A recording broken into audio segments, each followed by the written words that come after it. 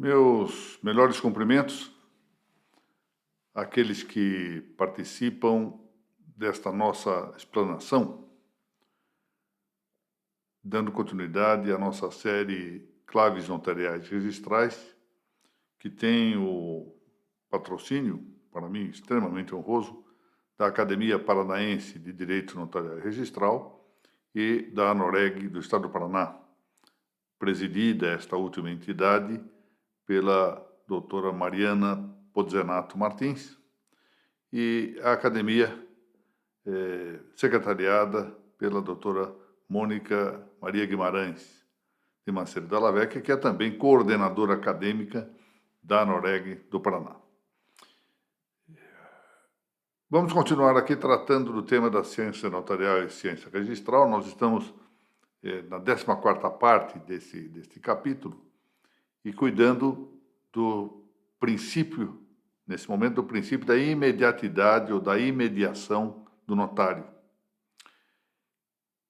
Princípio este que também pode designar-se princípio da presença notarial.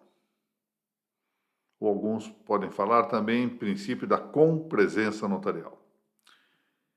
E que seria possível sumariar com a indicação de que o tabelião das notas deve conhecer por si próprio a maneira de uma testemunha, assim o disse Antônio Rodrigues Adrados, a quem muitas vezes temos recorrido aqui nestas nossas pequenas exposições. Ele chega a dizer a expressão em latim sicut est testis, como se for a testemunha.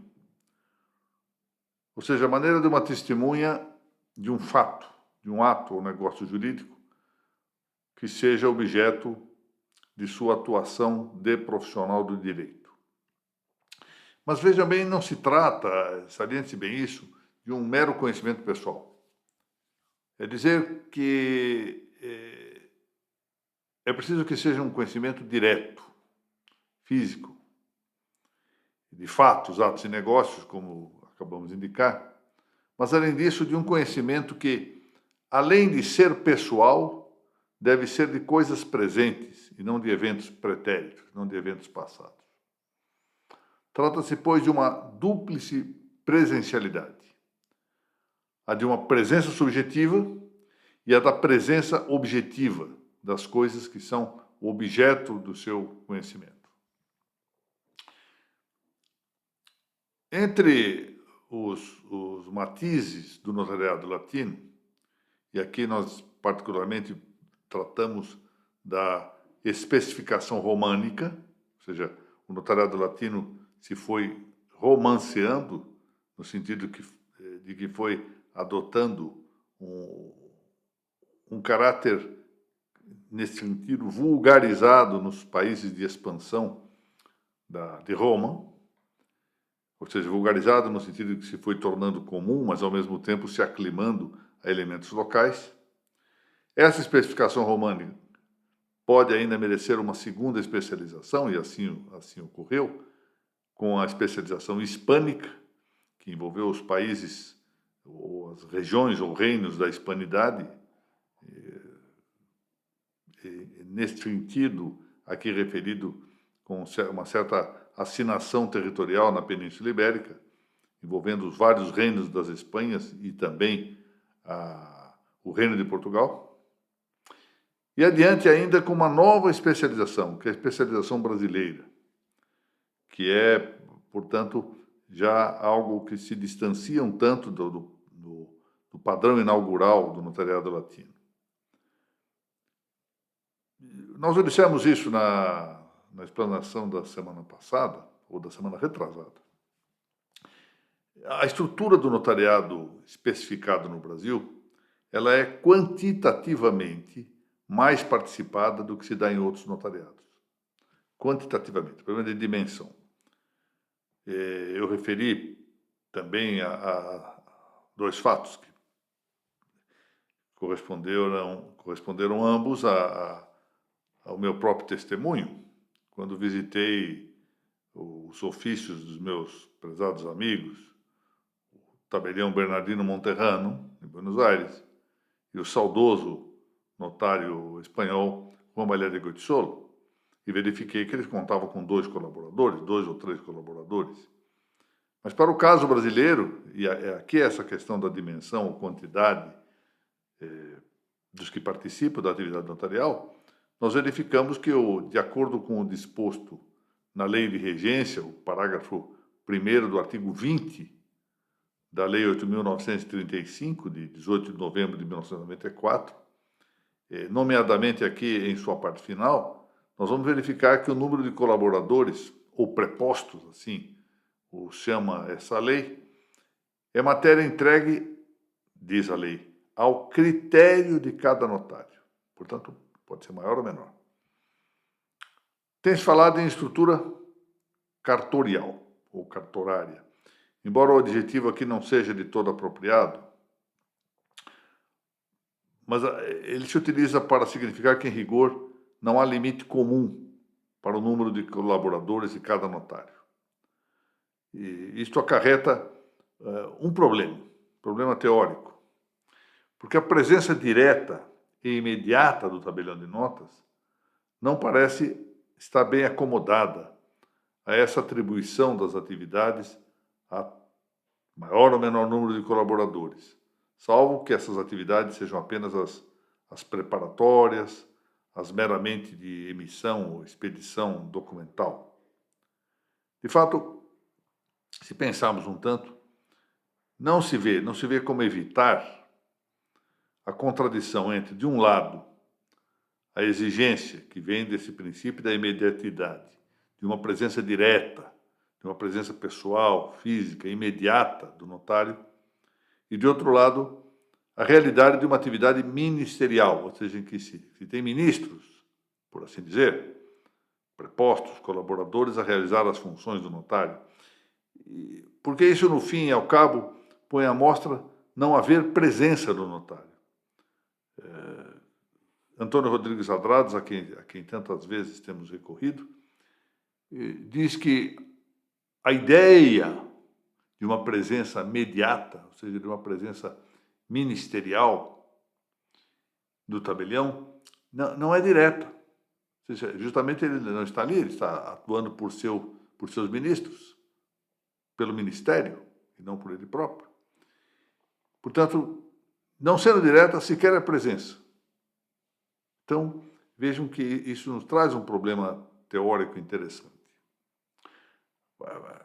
É verdade, não se pode recusar algum acerto na expressão muito gráfica de Luiz Paulo Allende Ribeiro, meu estimado amigo, desembargador aqui de São Paulo, mas um acerto, digamos, sob certo ponto de vista, secundum quid, como se diz,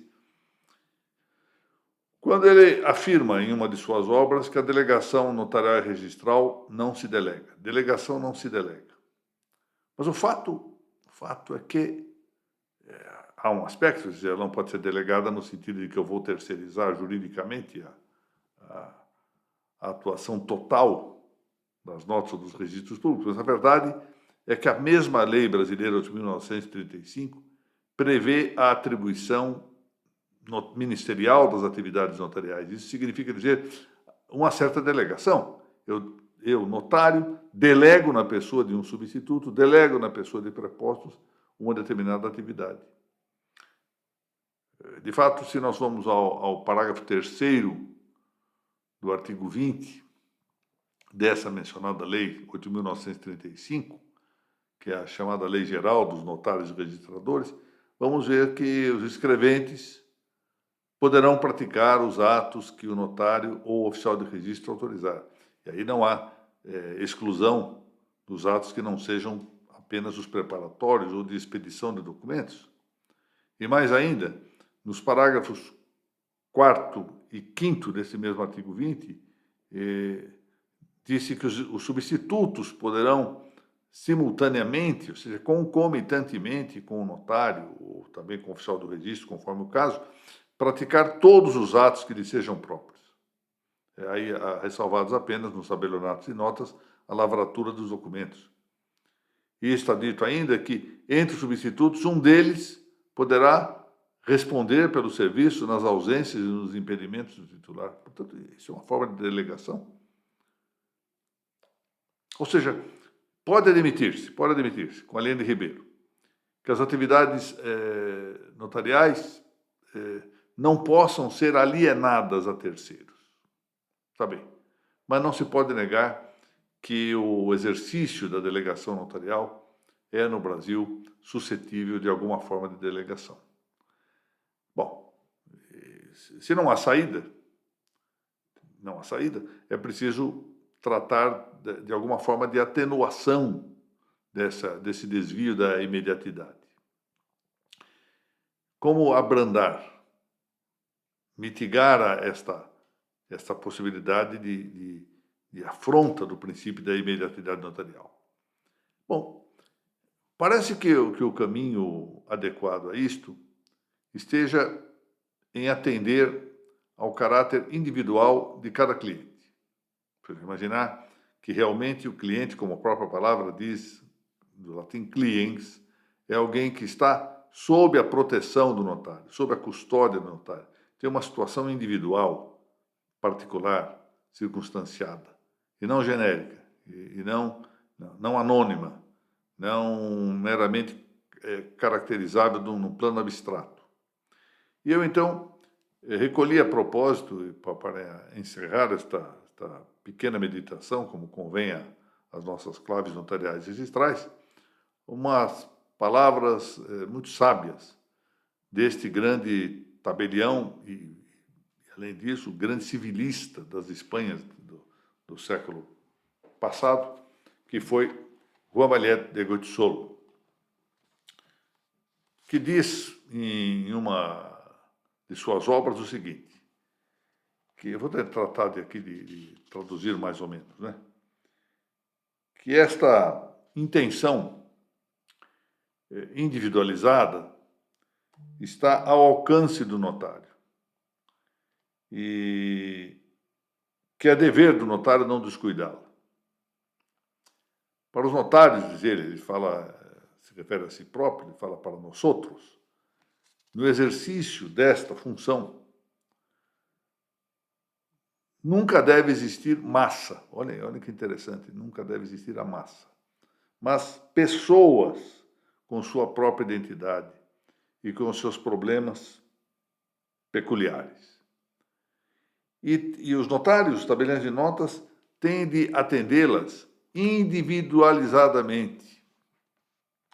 Ou seja, ao menos para que se assegurem de que essas pessoas não têm especiais problemas que devam ser resolvidos pelos notários ou prevenidos no exercício do cavério notarial. Olha que interessante. Isso está no seu livro Manuais de Metodologia Jurídica, que é no tomo 3º desses manuais. O que, na verdade,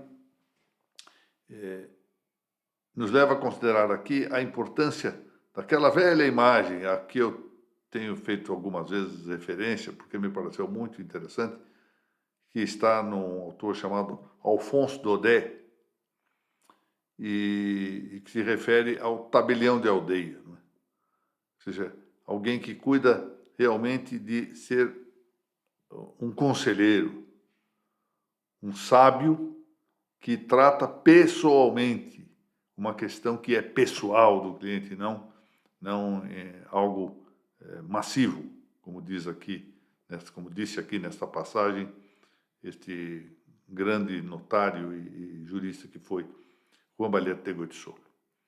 Muito bem. E com isso, dentro no prazo que sempre me pareceu mais adequado para as nossas claves notariais, uma brevíssima referência, às vezes eu me expando um tanto em entusiasmos aqui pelo direito notarial registral e passo do prazo que eu próprio considero adequado, podemos dar por terminada esta nossa exposição da série Claves Notariais Registrais de hoje, com a parte 14 do tema da ciência notarial e ciência registral. E prosseguiremos na próxima semana, ainda uma vez com uma exposição gravada, a exemplo da que hoje está sendo exibida. Eu, como muitos sabem, já deixei avisado anteriormente, neste momento em que o vídeo está sendo transmitido, estou seguramente estarei, espero assim em Deus, viajando para uma pequena excursão a Portugal e, em particular, à cidade de Fátima, nesta belíssima terra portuguesa. Mais uma vez agradeço a todos aqueles que despenderam tempo, dando audiência a esta nossa exposição, e agradeço mais uma vez o apoio que nos é concedido pela Academia Paranaense de Direito Notarial e Registral, renovando meus cumprimentos à sua secretária-geral, a doutora Mônica Dalla Vecchia, e pela ANOREG do Estado do Paraná, e também reitero aqui meus cumprimentos à doutora Mariana Martins, sua presidente. Muito obrigado a todos.